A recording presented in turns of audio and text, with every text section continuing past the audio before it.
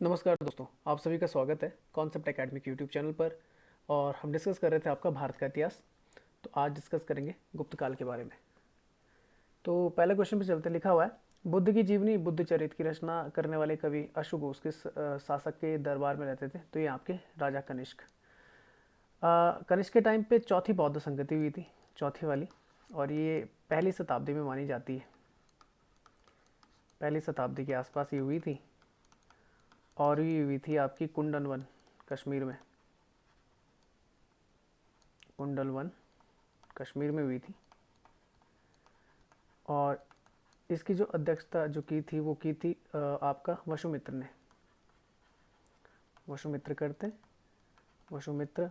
और उपाध्यक्ष थे आपके अश्वघोष। अश्वघोष उपाध्यक्ष थे। अश्वघोष वही है जिन्होंने बुद्ध चरित लिखी है, बुद्ध चरित। एक और चीज़ दिमाग में रखना, इसी चौथी बौद्ध संगति में आपके दो में बंट जाता है बौद्ध धर्म, एक हीनयान, हीनयान में, और एक महायान में। ठीक है, कनिष्क महायान से संबंधित, ये याद रखना। महायान वो संप्रदाय है जो गौतम बुद्ध को भगवान मानता है और मूर्ति पूजक है। पढ़ लेते हैं, लिखा हुआ है अश्वघोष एक दार्शनिक कवि थे जिन्हें कालिदास से पहले भारत का सबसे महान कवि और संस्कृत नाटक का जनक माना जाता था। इनकी जो काव्य रचनाएं थी वो आपको मेनली देखने को मिलेंगी संस्कृत में। वैसे भी जो शुरुआत में हीनयान थे वो पाली भाषा का ज़्यादा उन्होंने इस्तेमाल किया है, प्राकृत भाषा का, पाली भाषा का, मेनली पाली भाषा का इस्तेमाल करते थे। पर महायानों ने ज़्यादातर संस्कृत का इस्तेमाल ही किया है। अशोक जो थे वो कनिष्क के दरबार में थे। इसके अलावा बात करें तो उनका जन्म साकेत उत्तर भारत क्षेत्र में हुआ था। और यहाँ पे लिखा हुआ है यद्यपि जो पाली भाषा थी वो बौद्ध धर्म में काफ़ी ज़्यादा लोकप्रिय थी, पर जैसे मैंने बताया महायान जो संप्रदाय था उसने संस्कृत को अपना लिया था। अच्छा, आगे लिखा हुआ है चौथी बौद्ध संगति में ये उपाध्यक्ष रहते हैं, ये भी आपने याद रखना है। और बुद्ध चरित्र उन्होंने लिखी है जो किससे संबंधित है, गौतम बुद्ध के जीवन से संबंधित है। अच्छा, ये जो बुद्ध के जो सौतेले भाई थे नंद, उनके धर्म परिवर्तन के विषय में भी बताते हैं। और वो किताब है आपकी सौदरानंद, किताब का नाम है। ये भी इनके द्वारा लिखी गई है, अश्वघोष के द्वारा। तो ये भी आपने याद रखना है ताकि वे मोक्ष तक जा सके। सूत्रालंकार का लेखक भी अश्वघोष को माना गया। यहाँ पर एक नाम लिखा है बिंदुसार। बिंदुसार चंद्रगुप्त मौर्य के पुत्र थे और बिंदुसार को अमृत घात के नाम से भी जाना जाता है। और आजीवक संप्रदाय अपना लिया था। और आजीवक संप्रदाय के जो संस्थापक थे उनका नाम था मक्खाली घोषाल, मक्खाली घोषाल। अशोक की अगर बात करें, तीसरे प्रमुख शासक थे। 304 ईसा पूर्व के आसपास जन्म है। और चंद्रगुप्त के पोते और बिंदुसार के बेटे। गौतमी पुत्र सातकर्णी सातवाहन शासक हैं और सबसे महान शासक माना जाता है। और इनके बारे में जो जानकारी मिलती है उनकी माँ गौतमी बलश्री के नासिक अभिलेख से मिलती है। दूसरा क्वेश्चन, इलाहाबाद स्तंभ शिलालेख किस राजा के शासनकाल का विस्तृत विवरण देता है। अब देखो, विस्तृत विवरण की बात की गई है। वैसे इलाहाबाद शिलालेख जो बोल सकते हैं, सॉरी, इलाहाबाद स्तंभ लेख है वो अशोक के टाइम का, ये आपने याद रखना अगर पूछा जाएगा। इलाहाबाद स्तंभ जो बोल सकते हैं स्तंभ है वो किसके द्वारा बनवाया गया था, अशोक के समय बनवाया गया था, अशोक द्वारा बनाया गया था। पर इस पर आपको देखने को मिलेगा प्रयाग प्रशस्ति। और प्रयाग प्रशस्ति जो है वो समुद्रगुप्त से संबंधित है, इस शासक से संबंधित है प्रयाग प्रशस्ति।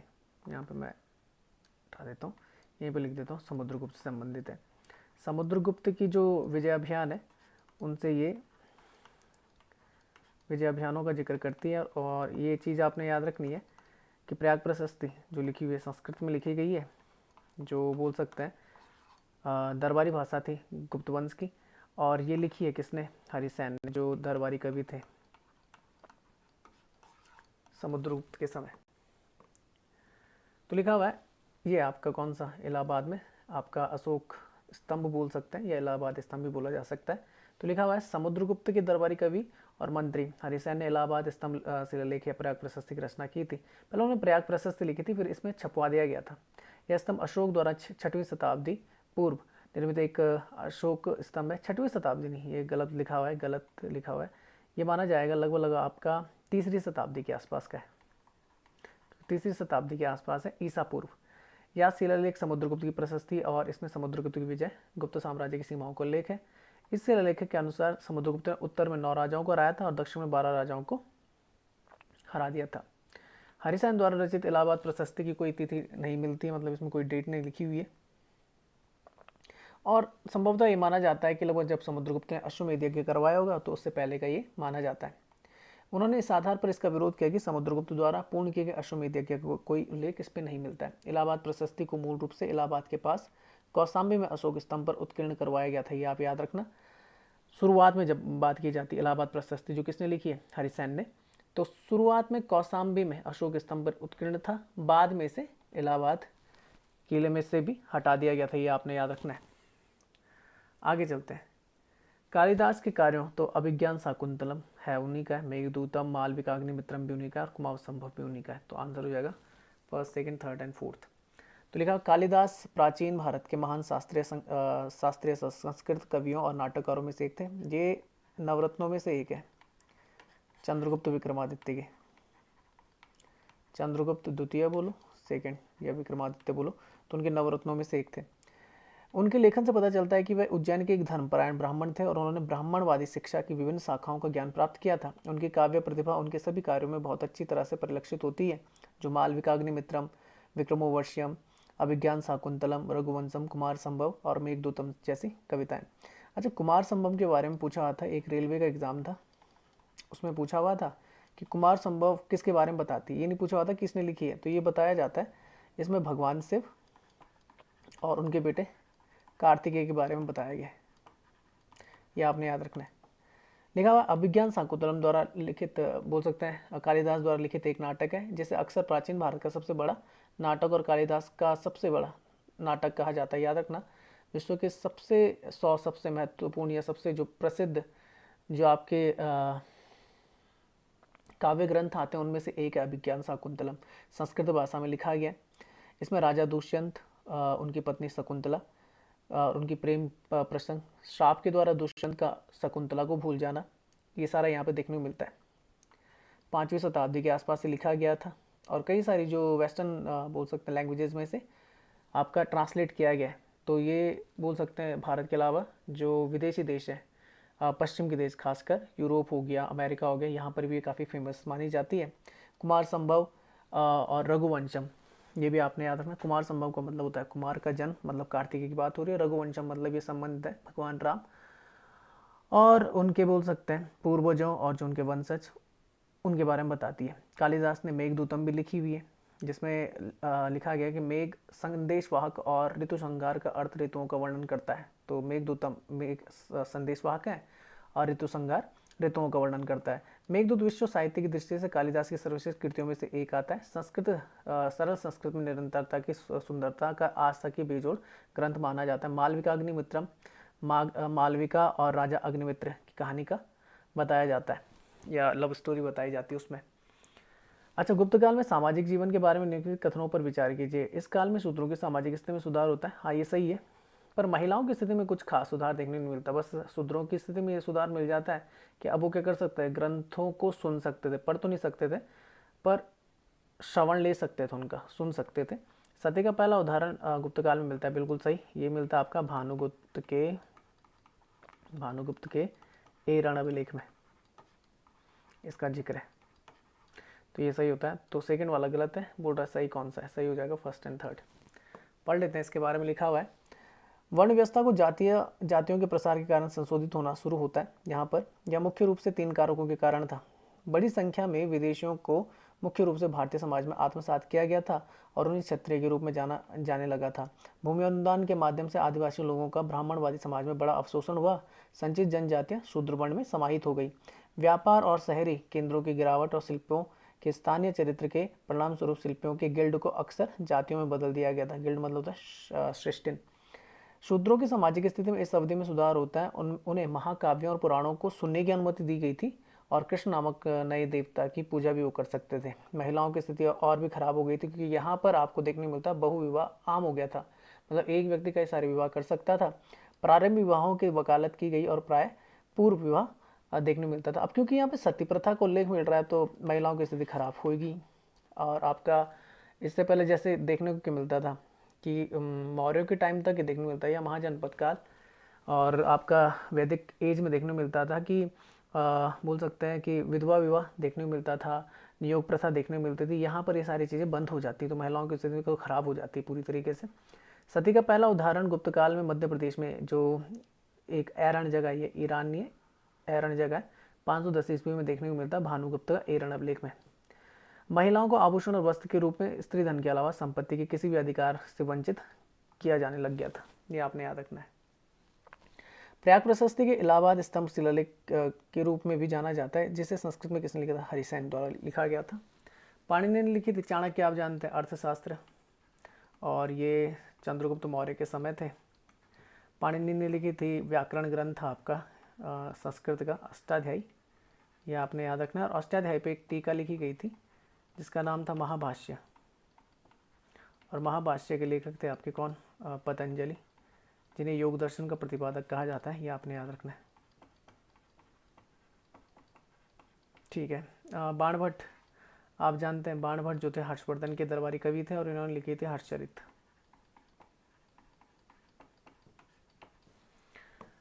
पढ़ लेते हैं, लिखा हुआ है इलाहाबाद प्रशस्ति, इसे प्रयाग प्रशस्ति के रूप में भी जाना जाता है, या समुद्रगुप्त का एक स्तंभ है जो इलाहाबाद में पाया गया और संस्कृत भाषा में रचित है। हरिसेन द्वारा रचित था। गुप्त काल के राजनीतिक इतिहास के बारे में जानकारी यहाँ से मिलती है।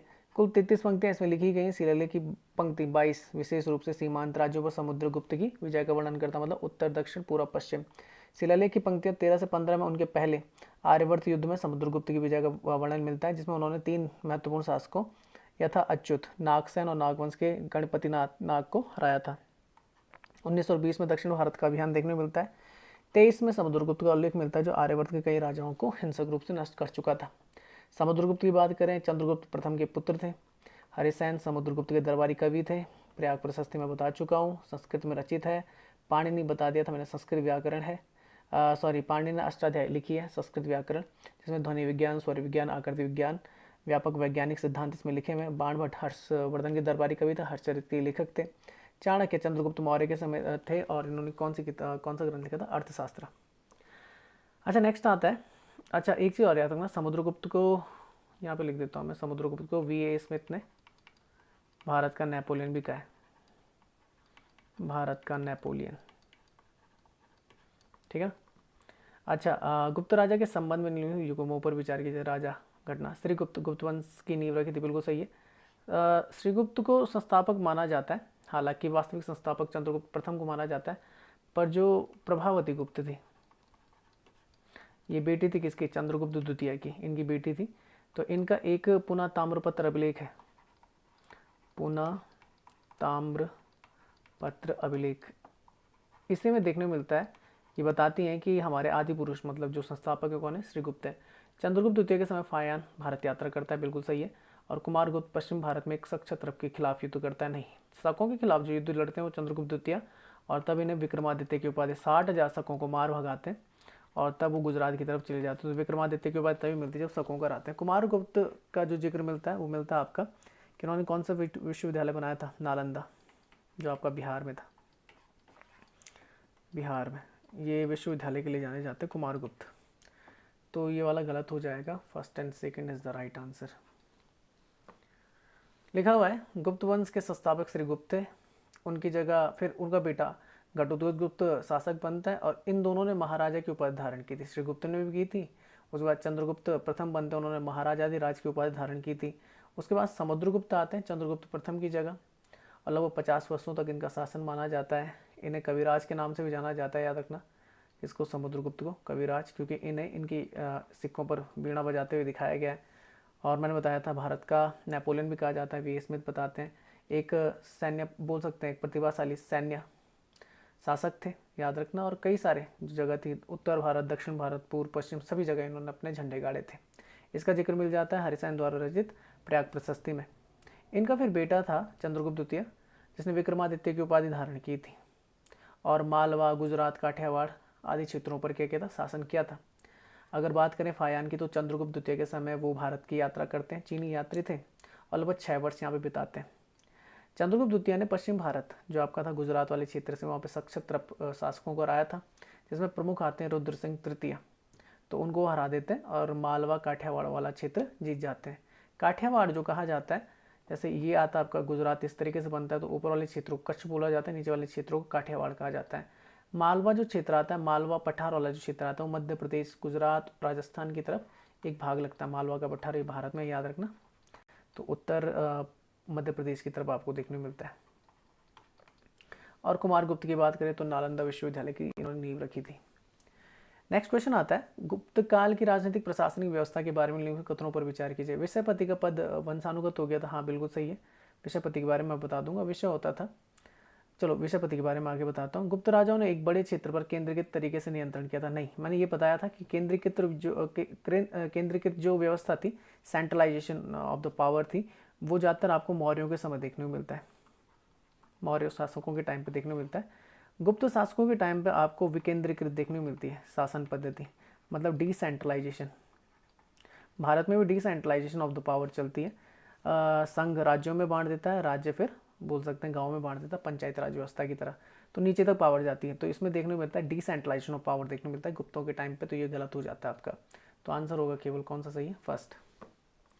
पढ़ लेते हैं, लिखा हुआ है, राजा ने उच्च उपाधियां ली, देवी स्थिति का दावा किया। उदाहरण के लिए समुद्रगुप्त ने परम भागवत की उपाधि धारण की थी और चंद्रगुप्त द्वितीय ने देवगुप्त और परम भागवत की उपाधि धारण की थी। राजा को मंत्रिपरिषद द्वारा सहायता प्रदान की गई थी। मौर्य राजाओं ने एक केंद्र के तरीके से एक बड़े क्षेत्र पर, देख लो, नियंत्रण का प्रयोग किया था और विनम्र खिताब लिए थे। गुप्त राजाओं ने विकेंद्रीकरण तरीका अपनाया था क्षेत्र पर नियंत्रण का। प्रांत की अगर बात करें तो साम्राज्यों को भुक्तिया राष्ट्र के नाम से जाना जाता था और इनका जो अध्यक्ष होता था वो कुमार मात्य होता था। ये प्रांतीय राज्यपाल आपको देखने को मिलता था। जिलों की अगर बात करें तो जिले जो थे, जो प्रांत थे, वो जिलों में विभाजित थे और जिलों को क्या कहा जाता था, विषय कहा। जैसे प्रांतों को क्या कहा जाता था, भुक्ति या राष्ट्र कहा जाता था। जिलों को विषय कहा जाता था और विषय का जो नेतृत्व करते थे उन्हें विषयपति कहा जाता था। और गुप्त काल में विषयपति का जो पद होता था, तो याद रखना विषय बोला जाता है जिलों को, ठीक है ना। प्रांत को राष्ट्र या भुक्ति कहा जाता था। तो विषयपति का जो पद था उस समय वंशानुगत हो गया था। एक जिला जिसमें शहरी और ग्रामीण क्षेत्र दोनों शामिल होते थे। नगर श्रेष्ठिन, जैसे गिल्ड बोलते थे, श्रेणी का प्रमुख, मतलब व्यापारी वर्ग का प्रमुख।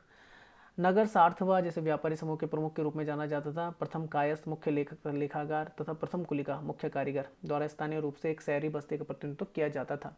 ग्रामीण बस्तियों की बात करें तो उसमें एक सरपंच के अध्यक्षता में पंचायत का गठन किया जाता था। पंचायत में लगभग 15 सदस्य होते थे जिन्हें अष्टकुल अधिकार होता था। ग्राम सभा सदस्य के अधिकार इन्हें प्राप्त होते थे। कुछ कुछ डिसीजन ले सकते थे गांव के मामले में।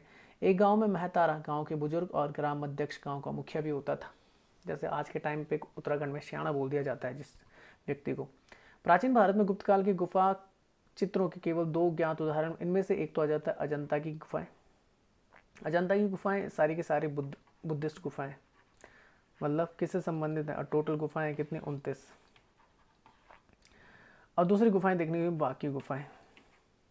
एलोरा की गुफाएं अगर बात करें तो एलोरा में आपको बुद्धिस्ट, हिंदू और जैन तीनों प्रकार की मिलेंगी, 34। बुद्धिस्ट है 12, हिंदू वाली हैं 17 और जैन वाली हैं 5। लोमस ऋषि की गुफा का स्टेज आता है अशोक को। ये बराबर की पहाड़ियों में आपको देखने को मिलेगा, बराबर, और ये है बिहार में। इसी के साथ नाम जुड़ता है अशोक के पोते का, दशरथ का, जिसने नागार्जुनी गुफाओं का निर्माण वहाँ पे करवाया था। नागार्जुनी, ठीक है। नासिक गुफाओं का संबंध आपको देखने को मिलता है सातवाहन शासकों से। लिखा हुआ है, ग्वालियर के पास बाघ गुफाएं, ये मध्य प्रदेश में आपके गुप्त युग के चित्रों से संबंधित है। तो बाघ और दूसरी अजंता। बाघ गुफाएं 9 चट्टानों को काटकर बनाए गए स्मारकों का एक समूह है। गुप्त काल के दौरान बौद्ध कला प्रमुख हो गई थी। इन गुफाओं की स्थापना बौद्ध भिक्षु दत्ता द्वारा की गई थी। अजंता की गुफाओं के चित्र बेहतरीन उदाहरण है। ग्वालियर के पास बाघ गुफा चित्रों को बौद्ध कला भी कहा जाता है। वह अजंता गुफा चित्रों की तुलना में अधिक सरल और सादे हैं। महाराष्ट्र में औरंगाबाद के पास एलोरा गुफा है और ये बनाए थे राष्ट्रकूट शासकों ने। 6वीं से 10वीं शताब्दी के आसपास ये बनाए गए थे। एलोरा की बौद्ध ब्राह्मणवादी यानी कि हिंदू और जैन गुफाएं यहाँ पे देखने को मिलती हैं। टोटल मिलाकर आपको देखने को मिलेंगी 34, 12 बुद्ध, 17 हिंदू और 5 जैन। सबसे पुरानी जो गुफाएं, इनमें हिंदू गुफाएं देखने को मिलती है। लोमस ऋषि की जो गुफा है जहानाबाद जिला, बराबर नागार्जुनी पहाड़ियों में मानव बराबर गुफाओं में से एक है। चट्टानों को काटकर इस गुफा अभ्यारण्य को बनाया गया था और आजीविक संप्रदाय से संबंधित था। अशोक के जो पिता थे बिंदुसार, वो आजीविक संप्रदाय से संबंधित थे। तो मौर्य काल में बनाया गया था। नास्तिक गुफा की बात करें तो लगभग ये 23 गुफाएं यहाँ पर आपको देखने को मिलती, पहली शताब्दी ईसा पूर्व के आसपास इन्हें बनाया गया था। अजंता की गुफाओं की बात करें तो सह्याद्री पर्वत श्रेणी पे आपको देखने को मिलती 29 गुफाएं टोटल हैं, सारी की सारी बुद्धिस्ट हैं, जिनमें से 25 आपकी विहार है और 4 आपकी क्या है, चैत्य हैं, मतलब जहाँ पे पूजा स्थल होता है बौद्धों का। ये आपने याद रखना 200 ईसा पूर्व से 650 ईस्वी के बीच में ये बनाई गई थी। और लिखा हुआ अजंता की गुफाओं को बौद्ध भिक्षुओं द्वारा वाकाटक राजाओं के संरक्षण में अंकित किया गया था। अजंता की गुफाओं का संदर्भ चीनी बौद्ध यात्रियों फायान तथा वैनसांग ने किया है। अच्छा, यहाँ पे जो लिखा हुआ है कि जब अजंता की गुफाओं की बात की जाती है 29, 25, 4 ही मैं बता चुका हूँ आपको, और ये फ्रेस्को चित्रकारी से संबंधित है, याद रखना। इनमें से याद रखना 29 में से जो 5 है यहाँ पे लिखी हुई है, 29 में से जो 5 है वो हीनयान संप्रदाय को करती हैं, हीनयान से संबंधित है, और 24 आपके किससे है, महायान से संबंधित है। आप इसे जूम करके देख सकते हैं, थोड़ा सा डार्क आ रखा है, ठीक है ना। अच्छा, नेक्स्ट जो फोटो आती है यहाँ पर आपका लिखा हुआ है कि जो गुफा नंबर कौन सी है, अरे 26वीं, इसमें महापरिनिर्वाण है, और जो आपकी 19वीं है, 19वीं है नहीं यहाँ पे लिखा हुआ, ये नाग राजा और उसकी पत्नी से संबंधित है, तो ये आप पढ़ लेना। उसके बाद एलोरा केव्स के बारे में बता दिया था मैंने, इन्हें आप पढ़ सकते हैं। इसमें सबसे प्रमुख है 16वीं नंबर की गुफा, जो कैलाश मंदिर जहाँ पर आपको देखने मिलता है, जिसका निर्माण किसने कराया था, राष्ट्रकूट शासक कृष्ण प्रथम ने करवाया था, ये आप पढ़ सकते हैं। इसके अलावा बराबर की गुफाओं के बारे में अगर देखें तो लिखा हुआ भारत में सबसे पुरानी बची चट्टानों को काटकर गुफा अशोक के अभिलेख आजीविक संप्रदाय के तपस्वियों द्वारा उपयोग की जाती थी। मक्खाली गोसाल द्वारा इस संप्रदाय की स्थापना की गई थी। कौन से, आजीविक संप्रदाय। बराबर की पहाड़ियाँ 4 गुफाओं का समूह समेटे हुए, जिसमें बराबर की गुफाएं कहा जाता है। इसमें लोमस ऋषि की गुफा, सुदामा गुफा, विश्वकर्मा गुफा, कर्ण चौपार आपको देखने को मिलता है, ठीक है ना। तो ये आपको बोध गया से 40 किलोमीटर दूरी पर अवस्थित है। धन्वंतरी और कालिदास ये दोनों नवरत्न थे, और नवरत्न थे किसके, चंद्रगुप्त द्वितीय के, ठीक है। तो लिखा चंद्रगुप्त द्वितीय का दरबार नवरत्नों द्वारा सम्मानित था, और ये काफ़ी फेमस था, और 9 लोग होते थे, साहित्य कला में कहते अग्रणी होते थे। धन्वंतरी कालिदास चंद्रगुप्त द्वितीय के दरबार में थे। कालिदास भारत के अमर कवि और नाटककार हैं, वह एक अद्वितीय प्रतिभा के धनी थे, और उनके द्वारा कई सारी रचनाएं विश्व प्रसिद्ध हैं। धन्वंतरी एक महान चिकित्सक माने जाते हैं चंद्रगुप्त द्वितीय के समय के। गुप्त साम्राज्य एक प्राचीन भारतीय साम्राज्य था, जैसे आप जानते हैं, और चंद्रगुप्त प्रथम जो थे ये घटोत्कच के पुत्र थे, और इन्हें वास्तविक संस्थापक कहा जाता है। वैसे श्रीगुप्त को माना जाता है क्या, संस्थापक, ठीक है ना। और उसके बाद घटोत्कच गुप्त, और फिर चंद्रगुप्त प्रथम, फिर समुद्रगुप्त, ये चलते हैं। जो चंद्रगुप्त प्रथम थे उन्होंने महाराजाधिराज की उपाधि धारण की थी, ये आप याद रखना। इसके अलावा देखा जाए तो अगर देखा जाता है तो क्षेत्र कौन सा था जो इनसे संबंधित, साकेत, अयोध्या वाला क्षेत्र, प्रयाग, इलाहाबाद, यहाँ पर इन्होंने शासन किया। समुद्रगुप्त को भारत का नेपोलियन कहा जाता है, और ये कहने वाले इतिहासकार कौन थे, ये थे A.V. स्मिथ। तो ये थोड़ा दिमाग में रखना आप लोग।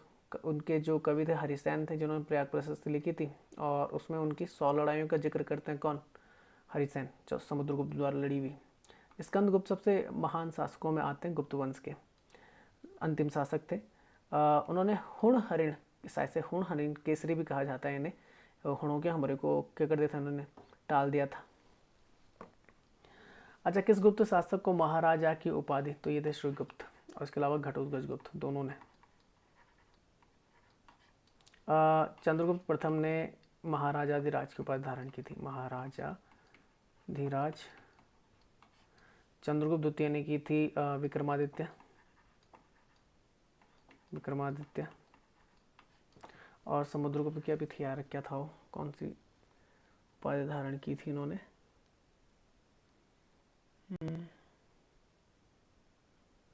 यहाँ कहीं पे लिखा होगा।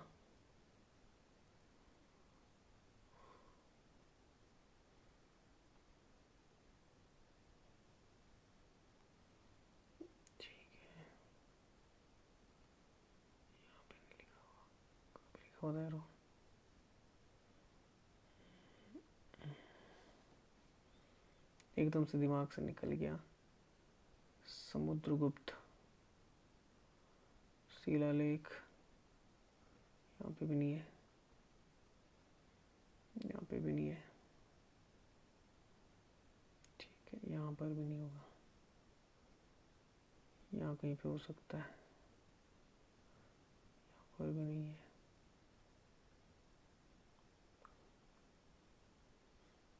कहाँ गया यार, क्या था वो, कौन सी उपाधि धारण की थी?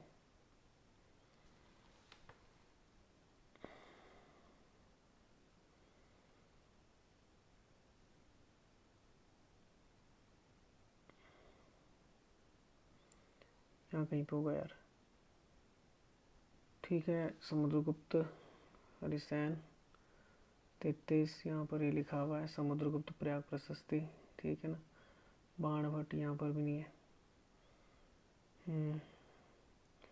महाराठा चंद्रगुप्त महाराजाधिराज समुद्रगुप्त, कमान संभाली समुद्रगुप्त ने चंद्रगुप्त, ठीक है। विक्रमादित्य मालवा, ठीक है।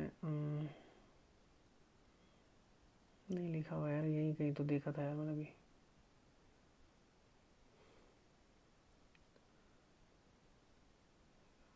पति नहीं होना चाहिए।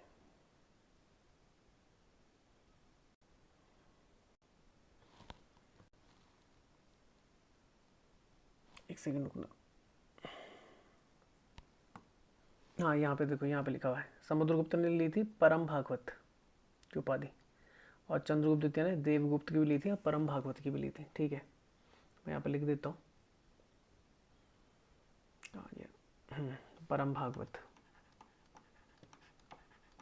भागवत की उपाधि धारण की थी और इसने देवगुप्त की भी ली थी। ये पढ़ लेना। तो ये लिखा हुआ है श्रीगुप्त महाराजा की उपाधि धारण की थी। वो माने जाते हैं, क्या संस्थापक माने जाते हैं। ठीक है, 543 के आसपास श्रीगुप्त स्थापित। ठीक है, चंद्रगुप्त प्रथम समुद्रगुप्त। गुप्त काल को याद रखना प्राचीन भारत का स्वर्ण युग कहा जाता है। ठीक है, और श्रीगुप्त महाराजा की उपाधि, गुप्त वंश के शासक चंद्रगुप्त प्रथम, वास्तविक संस्थापक महाराजाधिराज की उपाधि समुद्रगुप्त। ठीक है, नेपोलियन ऑफ इंडिया इन्हें कहा जाता है। चंद्रगुप्त द्वितीय नवरत्न के टाइम पे थे, विक्रमादित्य की उपाधि धारण की थी। ठीक है, इस लेक्चर को यहीं तक रखते हैं। जय हिंद, जय भारत।